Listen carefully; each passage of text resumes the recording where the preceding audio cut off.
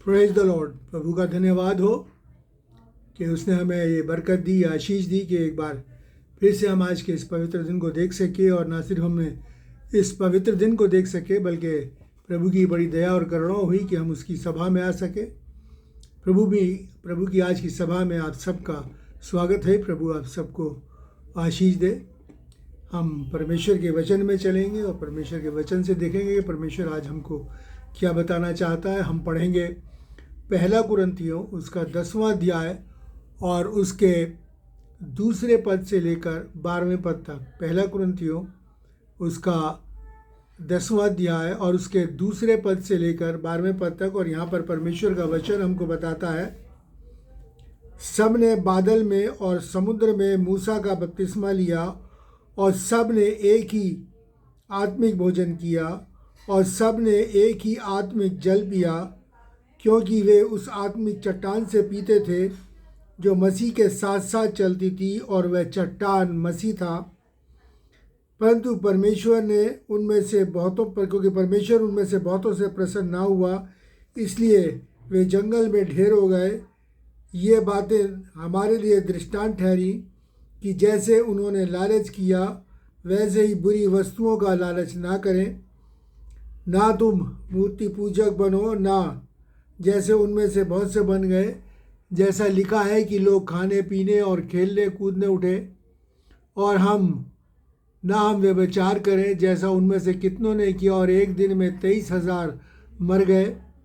और ना हम प्रभु को परखें जैसा उनमें से कितनों ने किया और सांपों द्वारा नष्ट किए गए।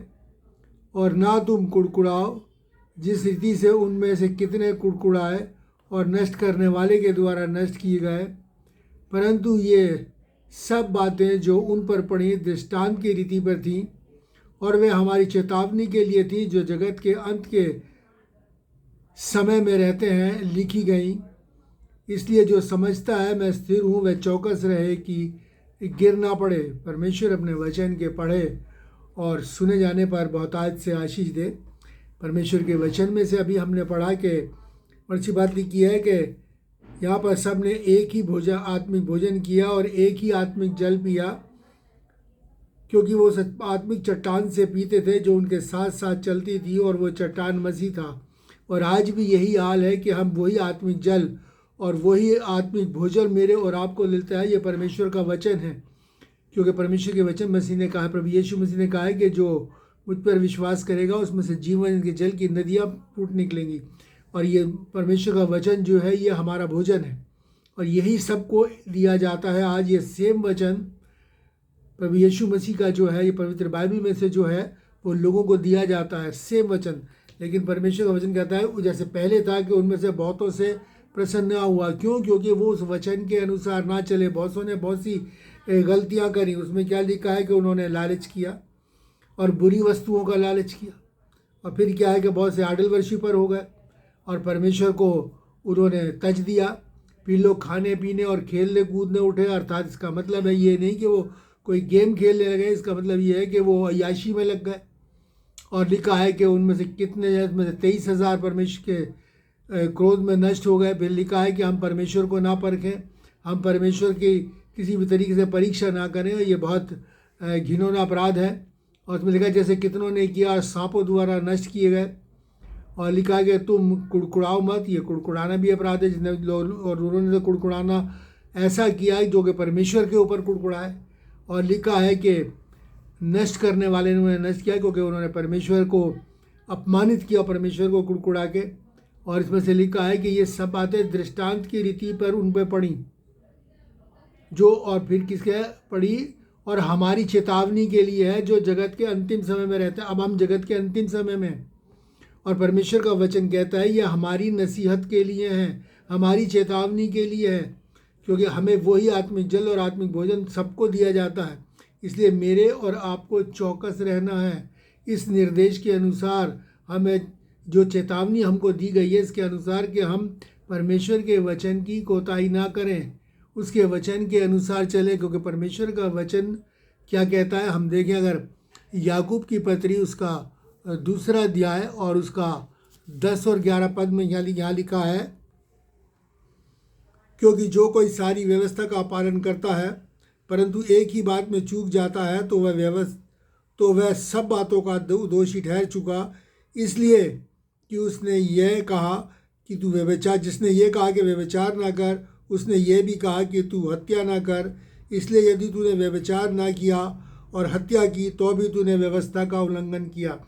हमारा जो अपराध है वो एक ही होता है, चाहे हम कुछ भी कर ले, व्यभिचार कर ले, चोरी कर ले, डकैती कर ले या और कुछ कर ले, हमारा व्यभिचार अपराध क्या होता है कि हमने परमेश्वर की आज्ञा का उल्लंघन किया।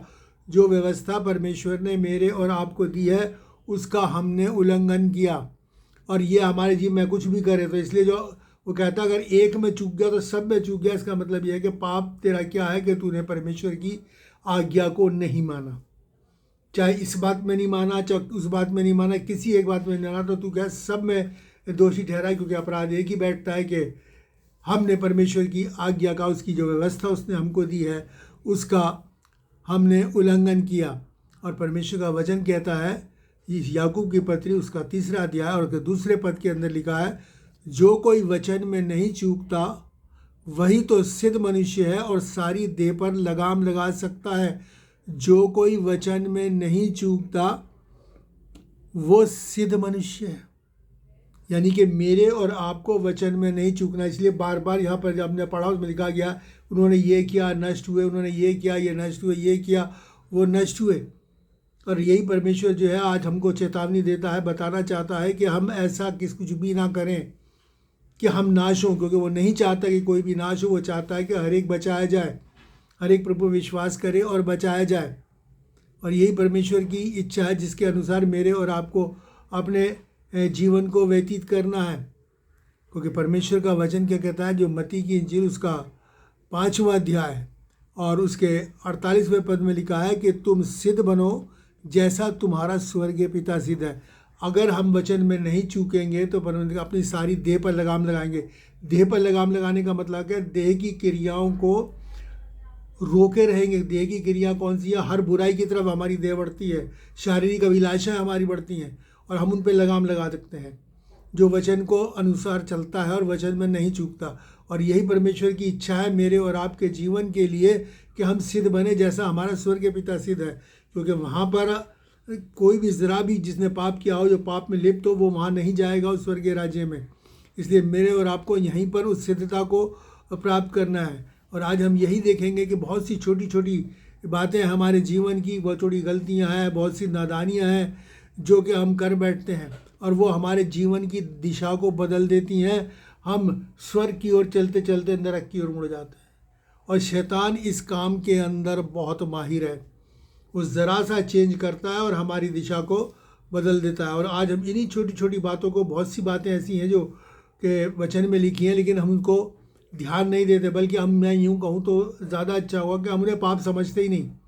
और आज उन्हीं बातों पे गौर करेंगे कि वही हमारी गलतियाँ शैतान जो है हमसे करवा के हमारा नाश करना चाहता है, हमें स्वर्ग के राज्य से, परमेश्वर के साथ रहने से अलग करना चाहता है। वो हमें नहीं चाहता कि हम उस अनंत जीवन को जो प्रभु यीशु हमको दिया चाहता है वो हम उसको प्राप्त करें। देखिए जैसे कहा गया कि गलती एक ही है जो कि आदम और हव्वा ने करी। जब आदम और हव्वा को बनाया गया तो परमेश्वर ने क्या किया, उत्पत्ति 2 और 17 के अंदर लिखा है, परमेश्वर ने एक उन्हें निर्देश दिया। वो निर्देश क्या था कि भले और बुरे के ज्ञान का जो वृक्ष है उसका फल तू कभी ना खाना, क्योंकि जिस दिन तू उसका फल खाएगा उसी दिन तू अवश्य मर जाएगा।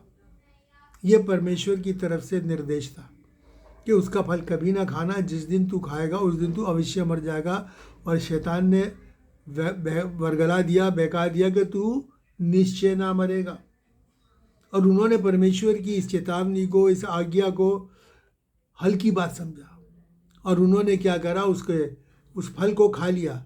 और उस गलती, वो उनके लिए तो एक छोटी सी गलती थी, एक हल्की बात थी, लेकिन वो पूरी मानव जाति पर भारी पड़ी, पूरे संसार के ऊपर, सृष्टि के ऊपर। और सारी सृष्टि जो है वो पापी हो गई, सारा संसार जो है वो पापी हो गया सिर्फ एक गलती से। क्योंकि हम जानते हैं कि एक कहावत भी है कि एक मछली सारे समुद्र को गंदा कर देती है, गंदा कर देती है सारे पानी को। उसी तरीके से यहाँ पर भी हुआ कि उनका एक पाप ने सारे संसार को, सारी मानव जाति को पापी बना दिया। और यही छोटी छोटी गलतियों के विषय में हम देखेंगे कि आज परमेश्वर का वचन हमें क्या बताता है, कि वो छोटी छोटी बातें जिन्हें कि हम पाप नहीं समझते और करते रहते हैं और अपने ऊपर दंड को लाते रहते हैं। हम तो सोचते हैं कि हम तो स्वर्ग की राह की ओर जा रहे हैं, लेकिन हकीकत में देखा जाए तो हमारी राह जो है शैतान नरक की ओर मुड़ चुका है। सबसे पहली चीज़ जो मैंने रखी है वो है घमंड। परमेश्वर का वचन कहता है परमेश्वर जो है घमंडी का सामना करता है। और घमंड के लिए परमेश्वर के विषय वचन में क्या लिखा है, नीति वचन उसका 16 दिया है और उसके 18वें पद के अंदर लिखा है कि विनाश से पहले गर्व और ठोकर खाने से पहले घमंड आता है, विनाश से पहले। और ये घमंड जो है, अगर हमारे अंदर घमंड आता है, हमारे यहाँ पर संसार में भी एक कहावत है कि विनाश काले विपरीत बुद्धि। और जब हमारा विनाश हो जाता है, हमारे अंदर घमंड आ जाता है, तो ये सोच लीजिए कि हम वो करने लगते हैं गर्व में फूल के कि जो हमें नहीं करना चाहिए, और परमेश्वर की दृष्टि में हम पाप करते हैं और ये हमारे नाश का कारण होता है। इसलिए लिखा है कि विनाश से पहले घमंड आता, और ये घमंड हमको नहीं करना है। कि बहुत सी बातों में हम घमंड करने लगते हैं, किसी अपने जॉब के ऊपर, अपनी दौलत के ऊपर, अपनी प्रतिष्ठा के और अपनी बॉडी की हेल्थ के ऊपर, ये सब करने लगते हैं। लेकिन परमेश्वर का वचन कहता है कि ऐसा नहीं करना। मेरे और आपके लिए यहाँ पर चेतावनी का वचन है। और देखिए, और दूसरी बात जो पर लिखा है, हमें चुगली नहीं करना। शायद हम इस बात को पाप नहीं समझते, लेकिन देखिए कि परमेश्वर का वचन कितना सीरियस है। भजन संहिता 101 और उसके 5वें पद में क्या लिखा है, जो छिपकर अपने पड़ोसी की चुगली करे उसको मैं सत्यानाश करूँगा। मतलब सर्वनाश। चुगली करना कितना भयानक पाप है परमेश्वर की दृष्टि में। हम इसकी बुराई उससे करते हैं, उसकी चुगली उससे कर देते हैं, और हम सोचते हैं हमने तो कुछ भी नहीं किया। हमने क्या किया? हमने तो कुछ नहीं किया। लेकिन परमेश्वर कहता है कि हमें ऐसा नहीं करना, क्योंकि हम किसी की चुगली करके, उसकी बुराई करके बुरा करते हैं, और परमेश्वर नहीं चाहता कि हम बुरा करें। और ये बुरा करना ही पाप है, और परमेश्वर कहता है उसका मैं सत्यानाश करूँगा। और ये चेतावनी इसलिए हमको दी गई है कि हम इस सत्यानाश से बच जाएं, अपने स्वयं के सत्यानाश से बच जाएं। और हम, जैसे मैंने कहा, वो बातें देखेंगे जो हम सोचते भी नहीं कि पाप है। कोई नहीं सोचता होगा चुगली करना इतना बड़ा पाप है कि हमारा सत्यानाश हो जाएगा। इसलिए इस बात का आप ध्यान करें। दूसरी चीज़ परमेश्वर के वचन में क्या है कि हम किसी को निकम्मा, मूर्ख, जैसे पागल ऐसा ना कहें। देखिए परमेश्वर का वचन क्या कहता है, मत्ती 5:22 के अंदर लिखा है, जो कोई अपने भाई को निकम्मा कहेगा वह महासभा के दंड के योग्य होगा, और जो कोई उसे कहे अरे मूर्ख, वह नरक की आग के दंड के योग्य होगा। अक्सर हम कह देते हैं अरे पागल है, अरे मूर्ख है, अबे निकम्मा है। लेकिन परमेश्वर कहता है कि हम किसे निकम्मा कहते हैं? परमेश्वर ने मनुष्य को अपने स्वरूप और समानता में बनाया। हम परमेश्वर के स्वरूप और समानता को निकम्मा कहते हैं, हम उसे निकम्मा नहीं कहते। तो इसलिए परमेश्वर कहता है कि आज हो सकता है कि हम पापी हैं, लेकिन हम कल को पश्चाताप करें और परमेश्वर के बेटे और बेटियां बन जाएं, तो फिर हमने निकम्मा किसे कहा? परमेश्वर के बेटे और बेटियों को, उस स्वरूप को जिसमें कि उसने मनुष्य को डाला है। तो इसलिए ऐसी बातें हमें पागल, मूर्ख और निकम्मा, ये बातें हमको नहीं करनी है, ताकि हम नरक की आग के भागी ना हों। बहुत हल्की सी बात लगती है सुनने में कि अरे हमने तो यूँ कह दिया, अरे पागल है, अरे मूर्ख है ये। लेकिन नहीं मेरे प्यारे बहनों, मेरे और आपको चौकस रहना है कि हमें ऐसा नहीं बोलना। आप कभी भी, जब कभी ऐसा दिमाग में आए या मन में आए, तो अपने आप को रोक लीजिए। अपने आप को रोक दिए, ये सोच के कि ऐसा कहना हमें नरक की तरफ ले जाएगा। ये परमेश्वर का वचन है और परमेश्वर झूठ नहीं बोलता, इसी के अनुसार कार्य करता है। इसीलिए यहाँ पर कई जगह पर हमें लिखा है बहुत से नाश हो गए, बहुत से नाश करने वालों के द्वारा नाश हुए, 23,000 मर गए। ये सारी बातें लिखी हैं। क्यों? क्योंकि उन्होंने ऐसी ही गलतियाँ की। और आगे देखेंगे परमेश्वर का वचन क्या कहता है, हम किसी को श्राप ना दें। रोमियो 12:14 में लिखा है, अपने सताने वालों को आशीष दो, श्राप ना दो। अपने सताने वालों को, अगर कोई हमारा बुरा करता है, हमें दुखी करता है, हमारे साथ कुछ ऐसा कार्य करता है जिससे हमारा मन खेदित होता है, तो परमेश्वर कहता है उसे श्राप ना दो, उसे आशीष दो कि प्रभु तुझे आशीष दे। क्या पता हमारी आशीष पाके, हमारा ये कहने के द्वारा कि प्रभु तुझे आशीष दे, वो आशीष परमेश्वर उसे आशीष दे और वो अपनी इस बुराई से जो दुख वो हमको दे रहा है उससे पश्चाताप करे और उससे हट जाए। तो परमेश्वर कहता है मेरे और आपको और क्यों आशीष देनी है, इसके लिए पहला पत्रस उसका 3 अध्याय और 9वें पद में क्या लिखा है, क्योंकि तुम आशीष के वारिस होने के लिए बुलाए गए हो। मैं और आप आशीष के वारिस होने के लिए, ये हमें विरासत में मिलने के लिए दी है परमेश्वर ने हमें आशीष, क्योंकि हमने प्रभु पर विश्वास किया है।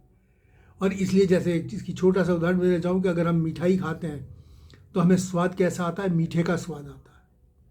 इस तरीके से जब हमने प्रभु को ग्रहण किया और प्रभु ने हमको आशीषित किया तो ये आशीष हमारे स्वभाव में बस जानी चाहिए। अगर कोई हमारा बुरा भी गए, वैसे तो हमें आशीष देनी है, अगर कोई बुरा भी चाह रहा है, हमें दुख भी दे रहा है, हमें तकलीफ भी दे रहा है, तो अभी हम उसको आशीष देनी है, क्योंकि ये हमारा स्वभाव है। जैसे मीठे खाने पर मिठाई टेस्ट आता है, उसी तरीके से हमारे अंदर स्वभाव से लोगों को आशीष मिलनी चाहिए। ये परमेश्वर का वचन है।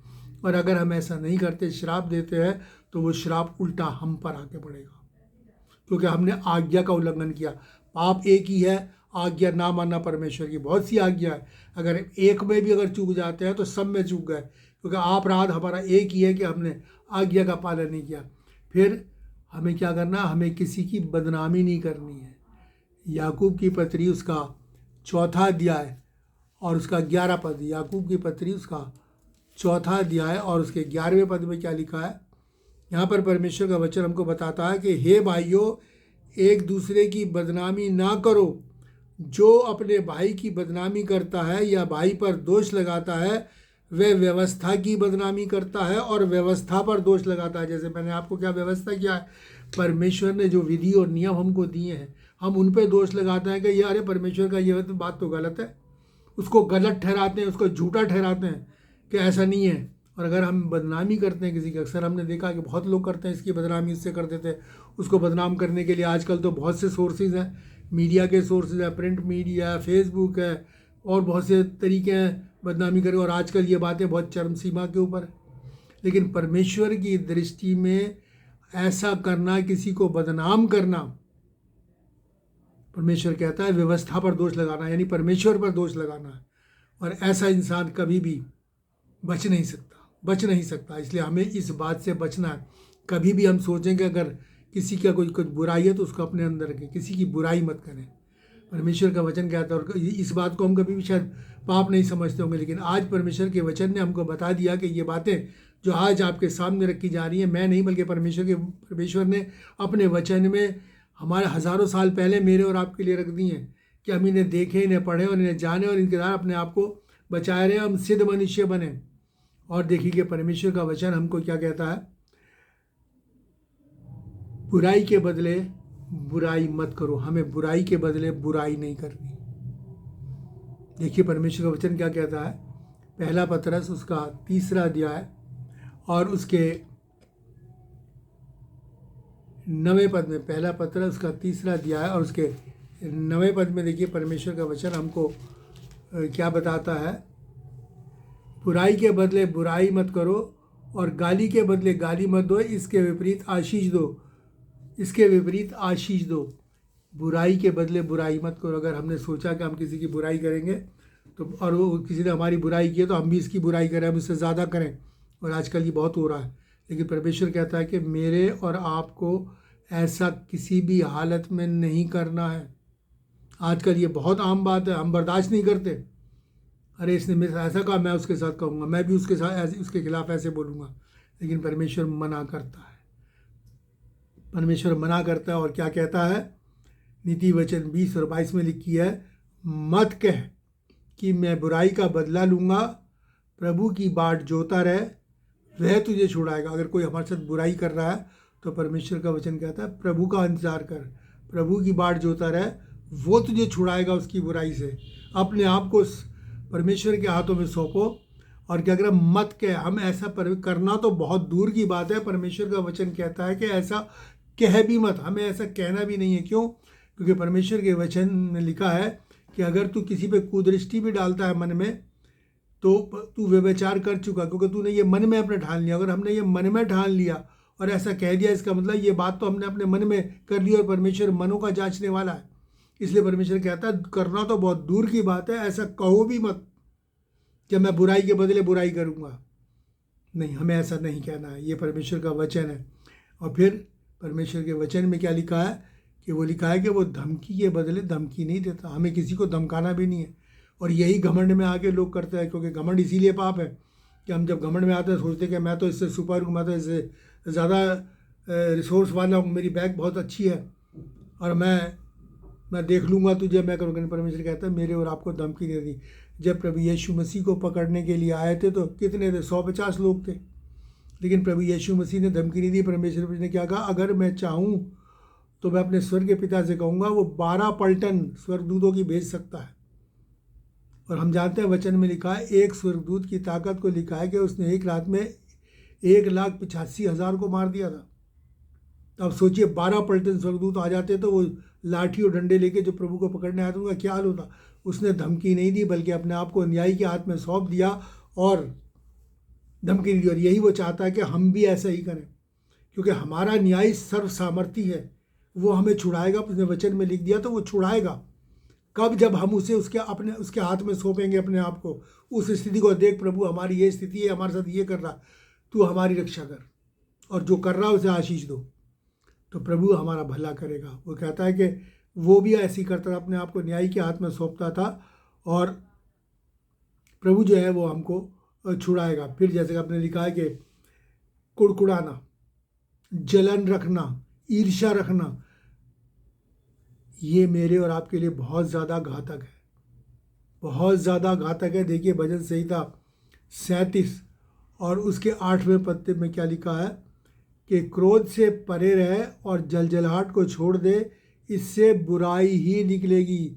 क्रोध से दूर रहे और जलजलाहट, क्योंकि हमारे अंदर जब जलन आ जाती है ना, और क्रोध और जलन, तो हम बहुत से पाप कर बैठते हैं, हत्या कर बैठते हैं, और बहुत से काम कर बैठते हैं, वहाँ पर किसी को नुकसान पहुँचा देते हैं, किसी को चोट पहुँचा देते हैं।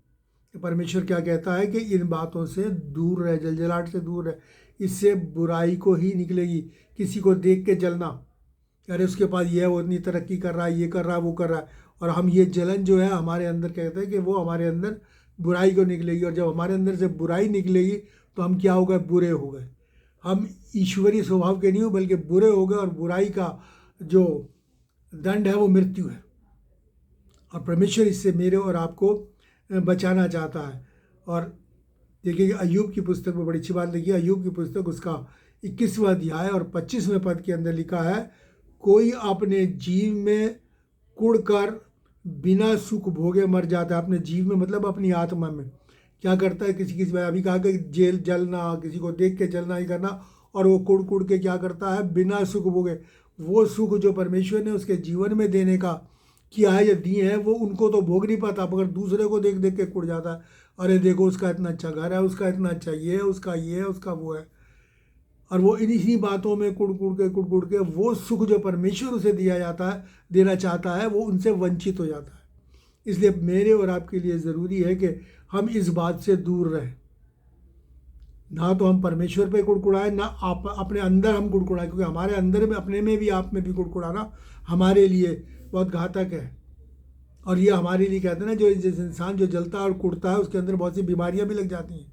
और इसे लिखा है कि बिना सुख भोगे ही मर जाता है, हाय हाय करता हुआ ही मर जाता है। तो मैं और आप इस बात को भी बहुत अच्छी तरीके से अपने दिमाग में बिठा लें कि मेरे और आपको ऐसा नहीं करना, क्योंकि अगर हम कुड़ेंगे तो अपना सुख, चैन, आराम और मन की शांति सब खो बैठेंगे और ऐसे ही मृत्यु में चले जाएंगे और कोई लाभ नहीं होगा। और देखिए परमेश्वर का वचन क्या कहता है और क्या पाप है। और इस बात को जो मैं अब आपके सामने रखा हूँ, उसको तो शायद हम कभी बुरा मानते ही नहीं कि भैया हमारी इच्छा थी, हमने करा, नहीं करा। वो क्या है? भलाई ना करना। भलाई ना करना भी पाप है परमेश्वर की दृष्टि में। देखिए याकूब 4 और 17 में लिखा है कि जो कोई भलाई करना जानता है और नहीं करता, उसके लिए ये पाप है। अगर हम परमेश्वर भला है, वचन में लिखा है भजन संहिता में कि परमेश्वर भला है, और परमेश्वर भला 105 की 5 में, 101 की 5 में लिखा है कि परमेश्वर भला है। और अगर हम भलाई करना जानते हैं और नहीं करते, इसके अंदर, हमारे अंदर परमेश्वर का स्वभाव नहीं है। ये मेरे और आपके लिए पाप है। अगर परमेश्वर हमें किसी की भलाई करने का मौका देता है तो ये सोच लीजिए कि परमेश्वर ने हमें एक अपॉर्चुनिटी दी है कि हम उसको अवेल करें, उस बात को हम अपने जीवन में उतारें, वो भलाई करने के द्वारा परमेश्वर की आशीषों को प्राप्त करें। इसलिए भलाई करने से कभी ना मुड़ें। ये ना सोचें कि इसकी भलाई में मेरे को ये नुकसान हो जाए। नुकसान की चिंता ना करें, आपकी भरपाई करने वाला परमेश्वर है। आप एक कदम उठाएंगे वो 10 कदम आगे जाएगा। वो आसमान की खिड़कियाँ खोल के आपको आशीष देगा। हम उसके वचन के अनुसार करें तो सही, और भलाई ना करना हमारे लिए पाप है। तो इसीलिए परमेश्वर का वचन क्या कहता है कि उसमें वचन में लिखा है कि तुम छोटे से छोटों में से किसी एक के साथ भलाई जो करते हो वो मेरे साथ करते हो। अगर हम किसी के साथ भलाई करते हैं तो परमेश्वर कहता है वो भलाई तुमने मेरे साथ की। और जब हम परमेश्वर के साथ भलाई करेंगे तो क्या परमेश्वर उस भलाई का रिवॉर्ड मेरे और आपको नहीं देगा? ज़रूर देगा, वो ज़रूर देगा। और वचन लिखा है कि परमेश्वर किसी का कर्जदार नहीं। तो आप ये सोच लीजिए कि हम कितनी आशीषों को खो देते हैं और पाप को कमाते हैं भलाई ना करके। जब भी मौका मिले इस ऑप्शन का मेरे और आपको, तो उसको अवेल कीजिए, उस भलाई को करिए ज़रूर। और इसीलिए परमेश्वर के वचन में क्या लिखा है, फिलिपियों 2:5 में लिखा है कि ऐसा स्वभाव रखो जैसा मसीह यीशु का था।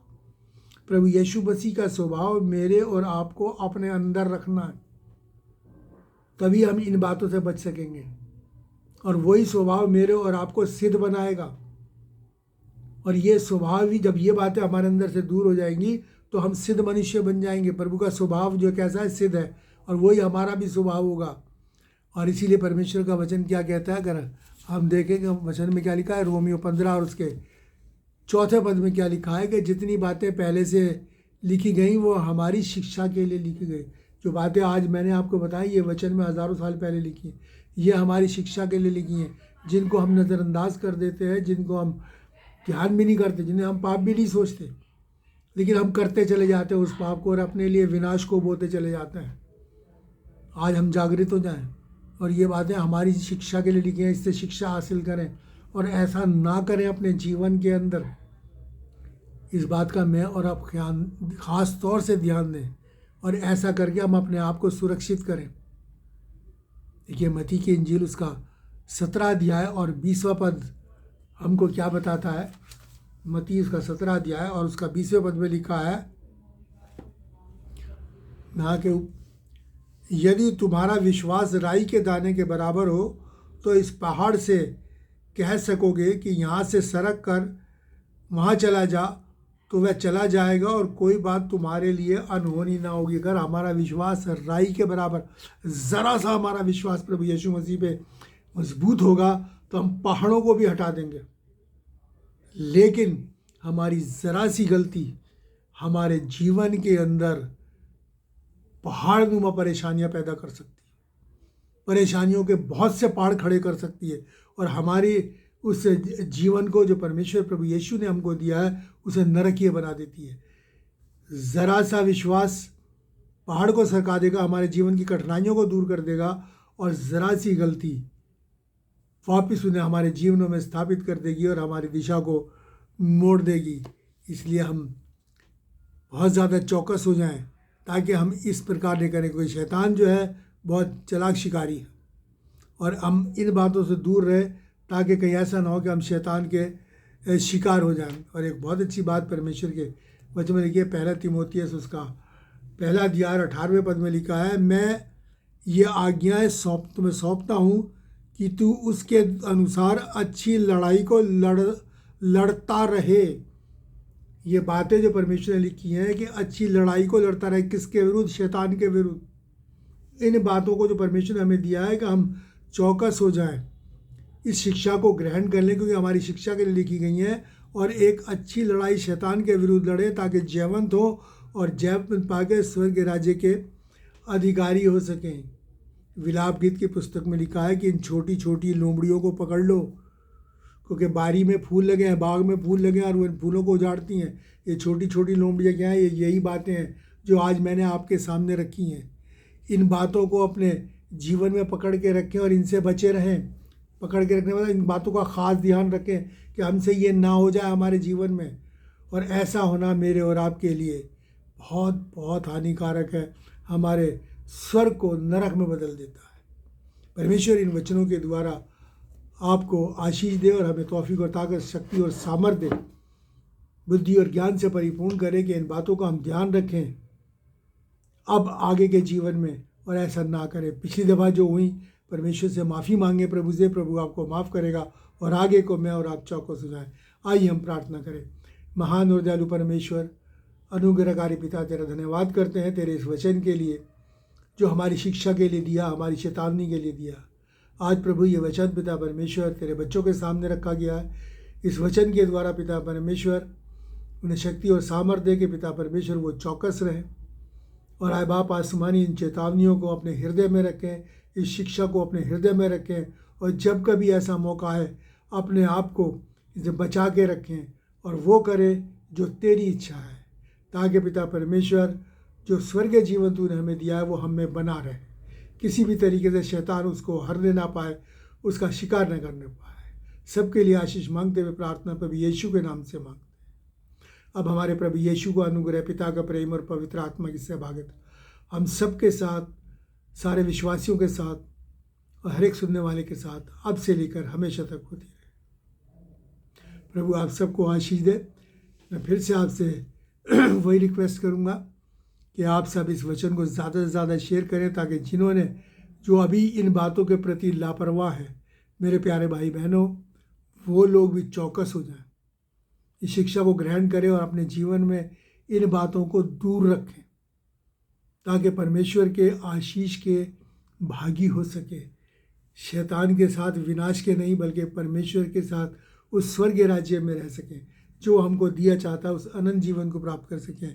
अपने दोस्तों को, अपने रिश्तेदारों को, सबको इस वचन को शेयर कीजिए, क्योंकि ये सबके लिए है, सबकी उन्नति के लिए है, और ये भलाई है जो हम दूसरों के साथ कर सकते हैं कि हम उन्हें इस वचन को ज़्यादा शेयर कर सकें ताकि वो भी बचाए जाएं।